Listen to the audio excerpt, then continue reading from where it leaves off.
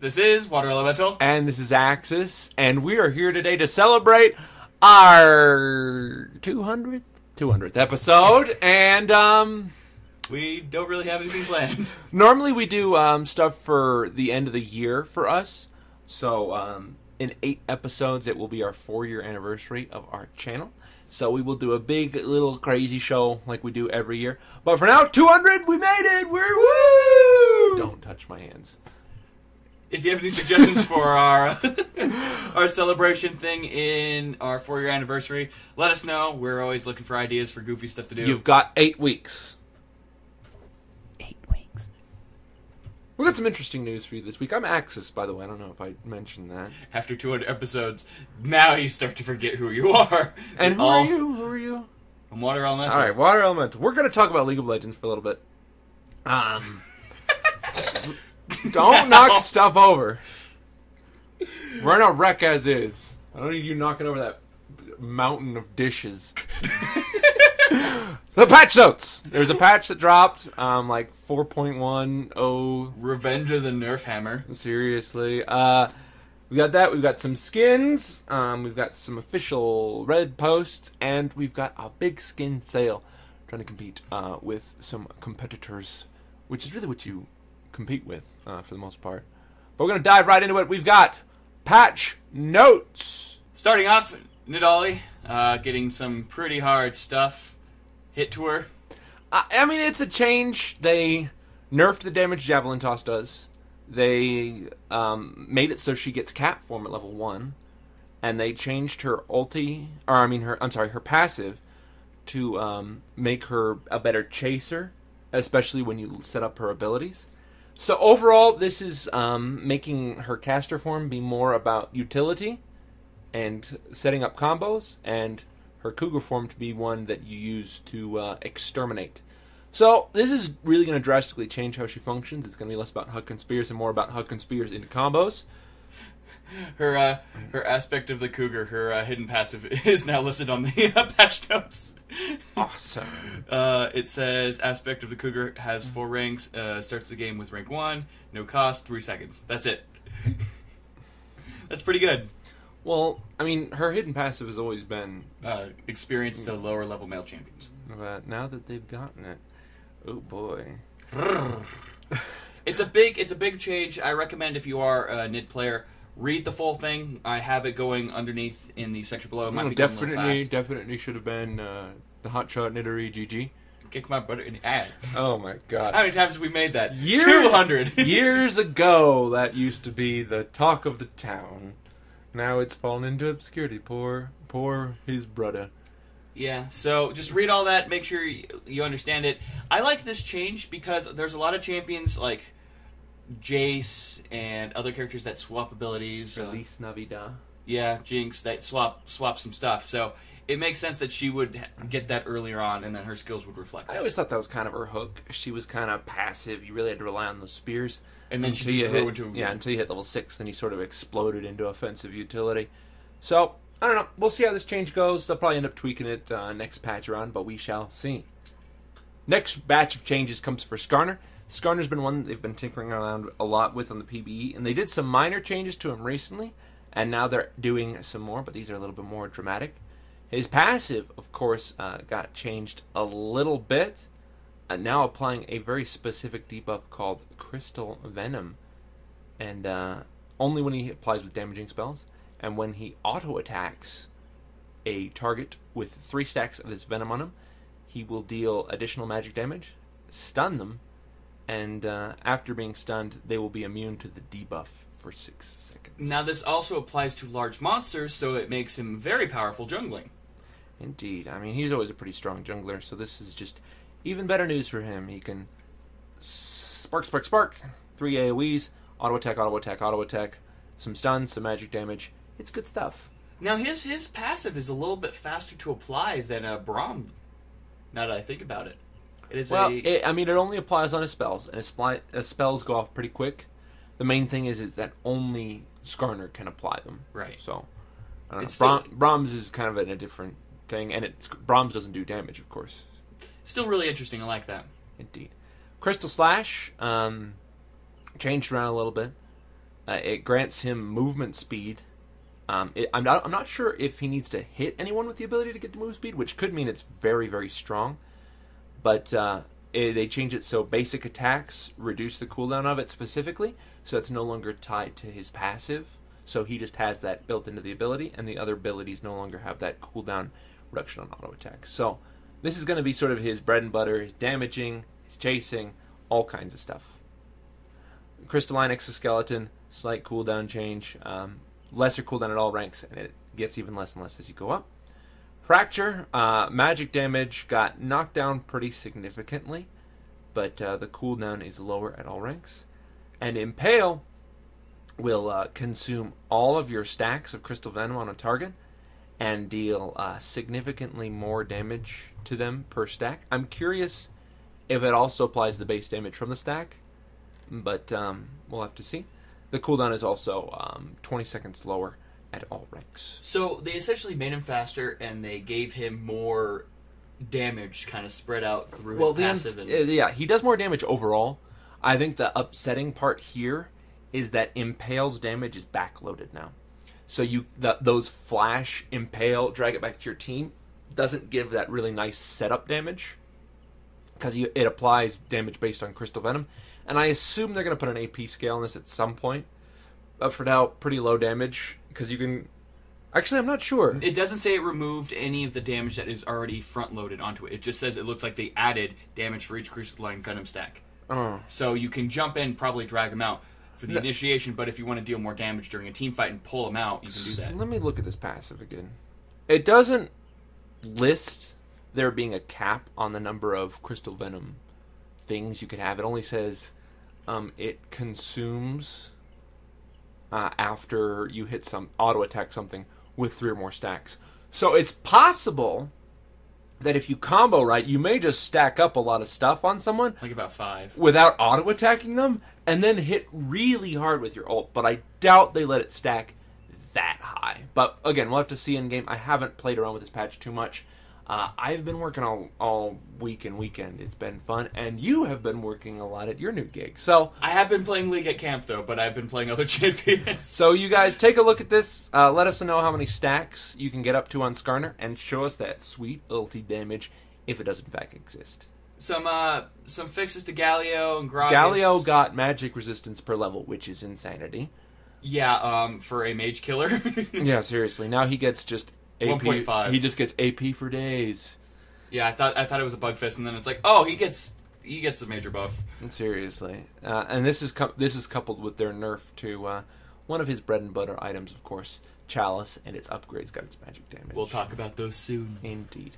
Gragas, he no longer loses the damage reduction if he's interrupted while getting his drink. Previously, you had to finish the cast thing to get your buff off of it. Now you don't have to. Cool stuff. So now it just does apply when you're drinking. Indeed. Karthus, bug fixes, nothing really crazy. LeBlanc got hit in the face with the nerf. Oh my god, she no longer has a silence. She no longer has a silence. Now this isn't as huge a deal as it comes out to. LeBlanc's whole shtick was jump in, blast, jump out.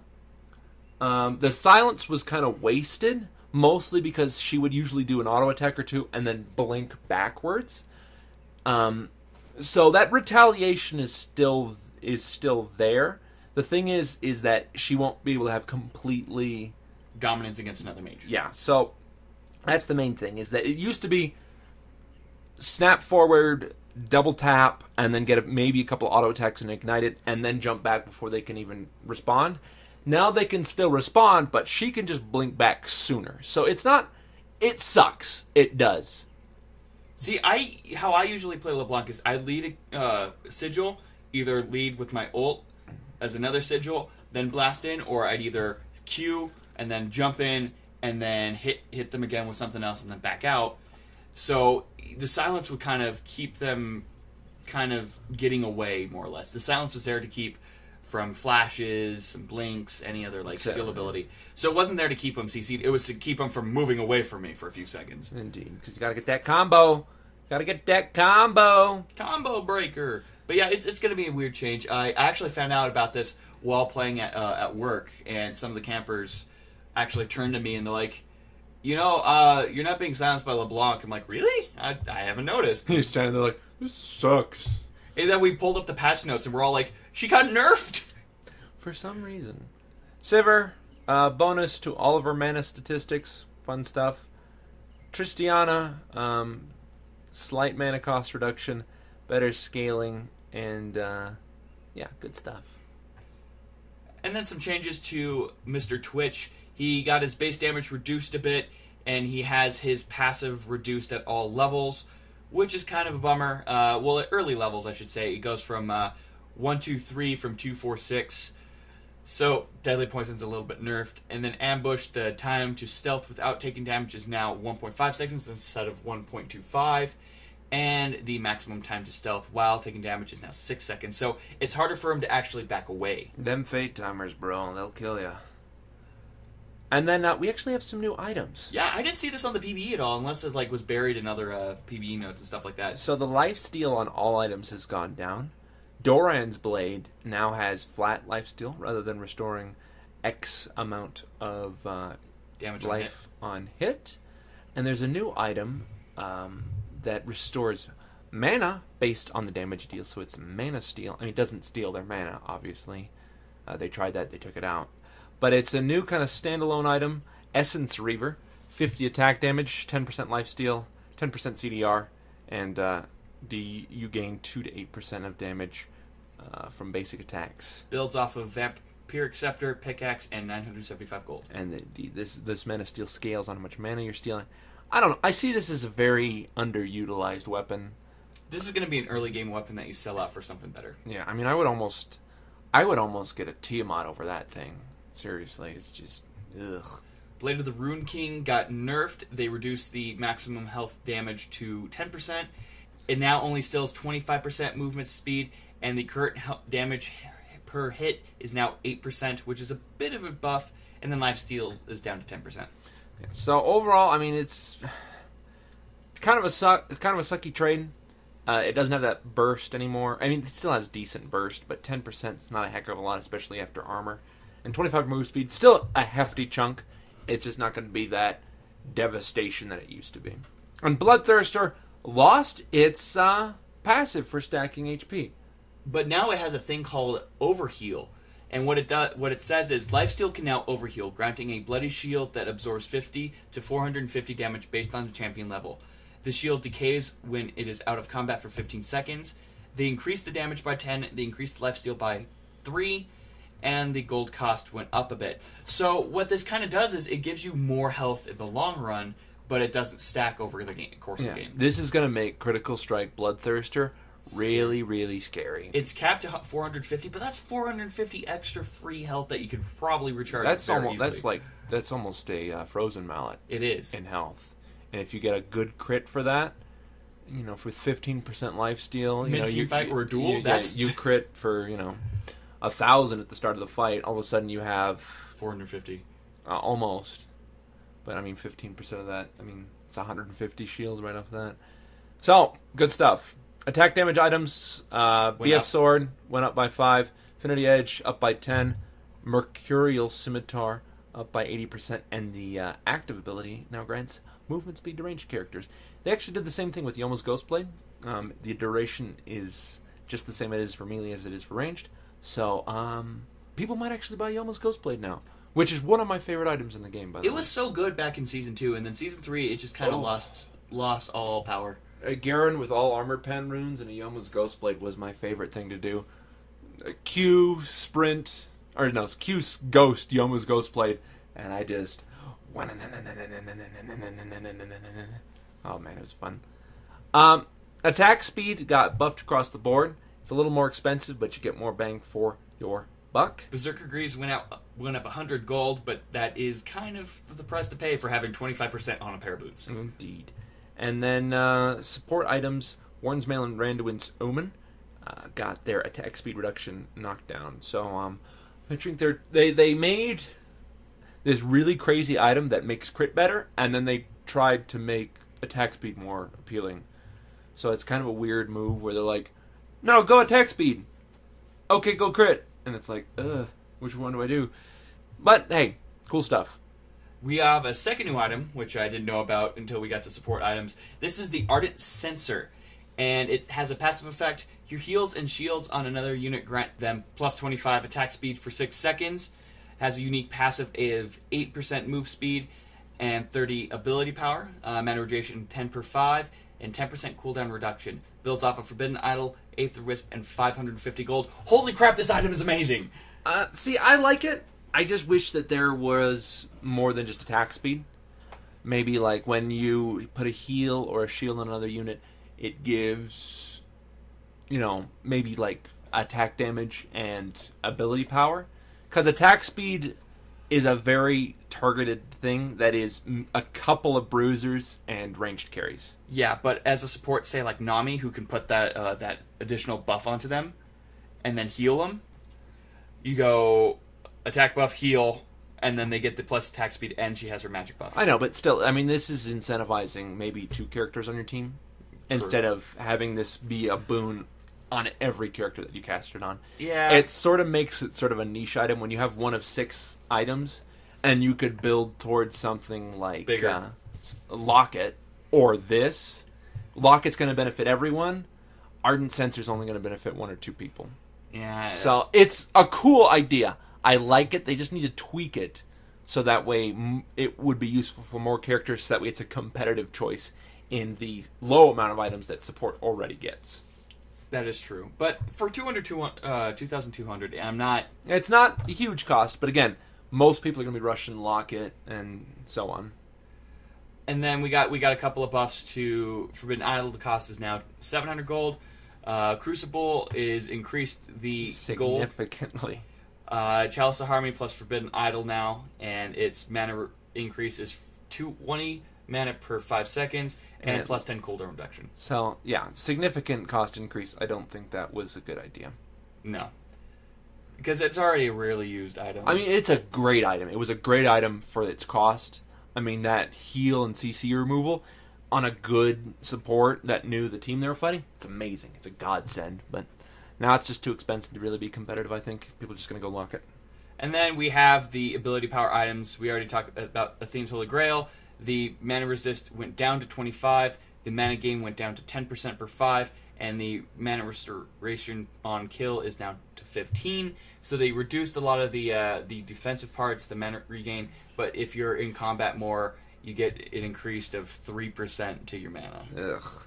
And then Marola Namicon got a slight buff. 80 ability power, and lost its mana regen by 2.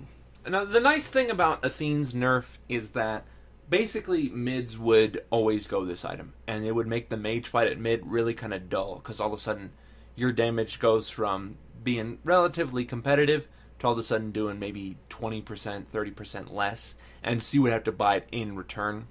So it just sort of became an attrition war at mid, and it got really boring. So I think this is a good change. It'll make people really have to commit to go on magic resistance if they want to go magic resistance.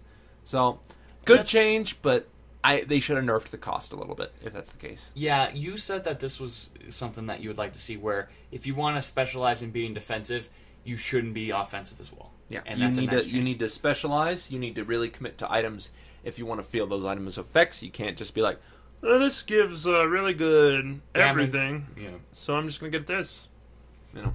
That's the same way I feel about Bloodthirster, is this really offensive item now has a really strong defensive bonus, and it's like, you can't compete with that. Yeah, it has to be on every AD carry now, or else you're insane. Because an extra 450 health, if you get a good crit damage was already the meta, so, and they're like, we can buff attack speed, make it competitive. Didn't do a good enough job. It's too bad. And finally, we have kind of some changes to 3 summer spells. Teleport's cooldown when teleporting to a tower is now 240 seconds. Huge kind of nerf. Who cares? Teleport. I love teleport, but no one would ever use it. Everyone's running Flash Ignite or Flash Heal. And then heal, movement speed boost, now is 1 second instead of 2 seconds. And exhaust, they just fixed a bug where exhaust did not grant assists when used against a slow immune target, which it kind of hurts some supports every now and again. Indeed. And then finally, just upcoming skins, all that stuff we've already talked about. Indubitably, we got those strikers and Primetime Draven. So look forward to it. Patch notes. Oh my god. And just some Summoner's Rift news. We found out the names of the new minions that we're going to be seeing. They're kind of getting some lore with them as well. They're not just things sitting there on the map, which is kind of nice. Their names are kind of weird, but we got the blue buff is now the Sentry, or the blue Sentinel. Its little minions are the Sentries. The red buff is now the red Bramblebark, and it's Cedarlings. So yeah, we'll have to see if these names change at all on their way to release. But we also have the Ancient Krug and the Krugs. Those are the golems. And we have Grump and Razorbeak. These are the smaller camps. I think Grump is where the Wraiths are. So interesting that they're removing Wraiths. They've been around since forever. Spooky, scary. And then finally, some skin stuff. We have a Headhunter Caitlyn. Ooh. So I'm kind of liking that. With her plasma rifle. Plasma rifle. No, I'm sorry. That's a Covenant carbine.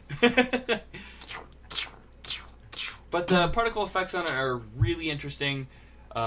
Changes up her Q a bit. Lets you do kind of some interesting things. Who else is a Headhunter? Headhunter, Nid, and Rengar? Yes. Cool. I really like the Headhunter. I can't wait to see who else. Cyborg ninja stuff. Yeah.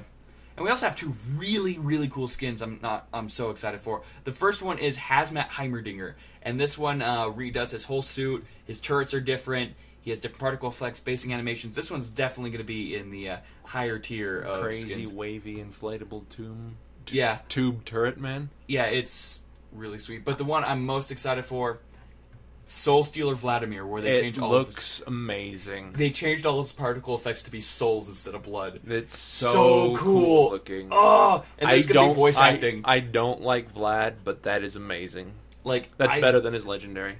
It is. Vlad has one of the weakest legendaries, but that right there is one of the coolest skins. Vlad has one of the weakest legendaries? I'm sorry, did you see Blitzcrank's legendary? Well, Vlad is just different colored blood. Blitzcrank is... It's the only unique thing about it. I love the skin. That sound makes it worth it. Just the horror in slow motion.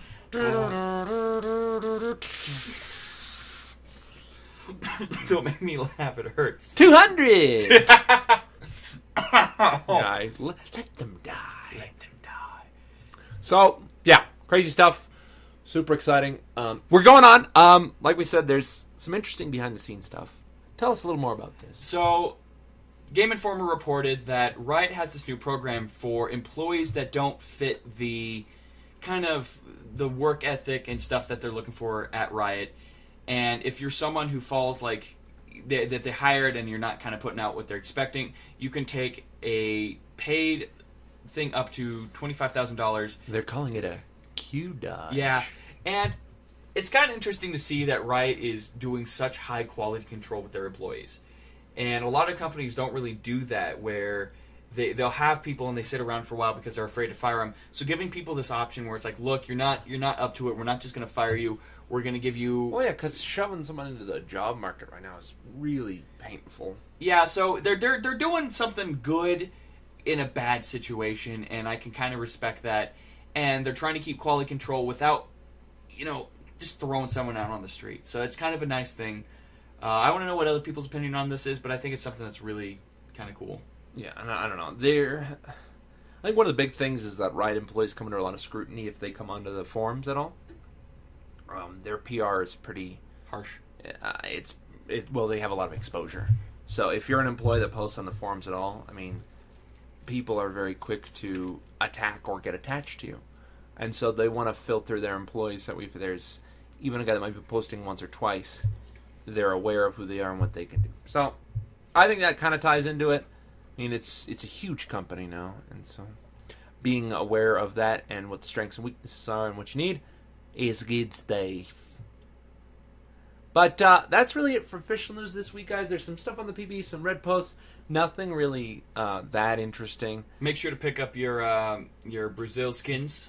Brazil. I got the Maokai skin. I'm very happy with it. For $750, new animations and new particle effects for soccer ball seeds it's pretty good. I'm happy with it. Indeed. So I haven't seen any of the other ones though. Tut tut. We will have to see how popular they are into this week. Move on to our own section, though, guys. Our first question comes from Honk. He says, do you guys feel like Smite and Ignite album lyrics are in any way related to the upcoming lore or current lore.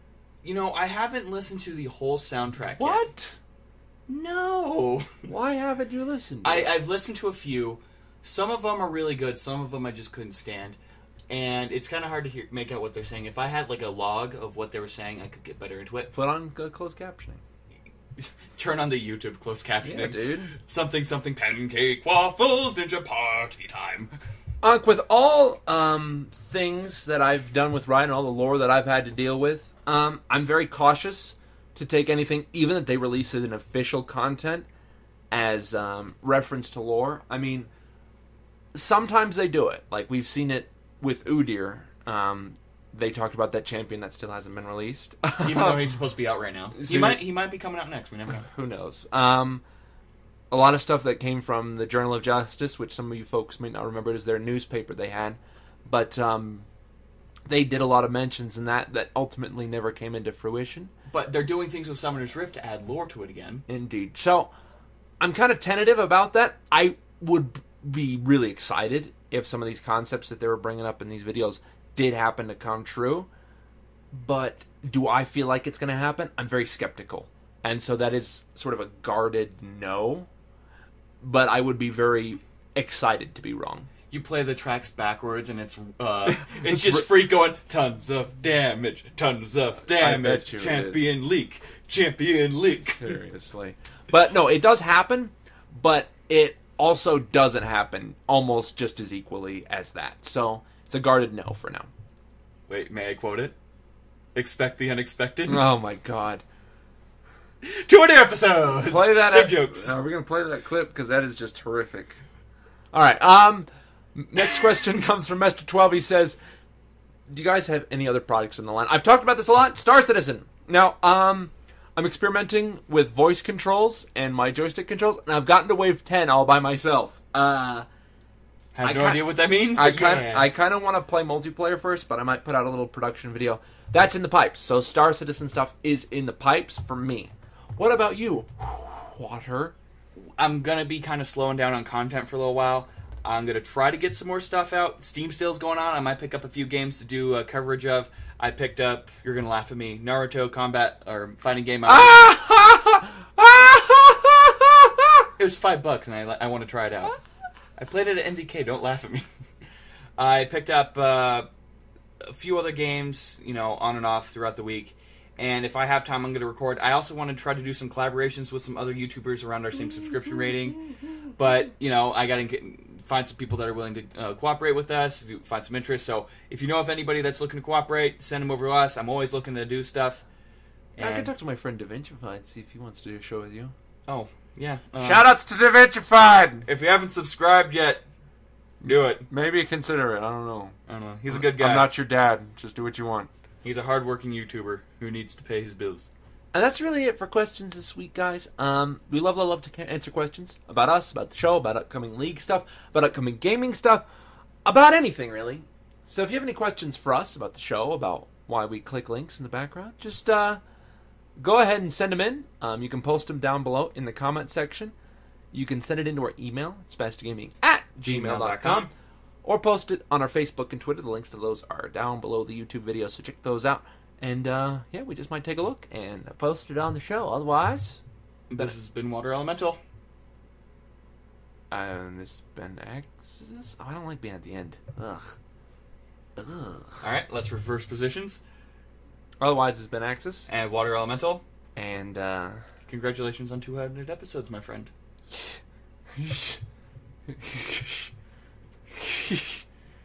Yeah.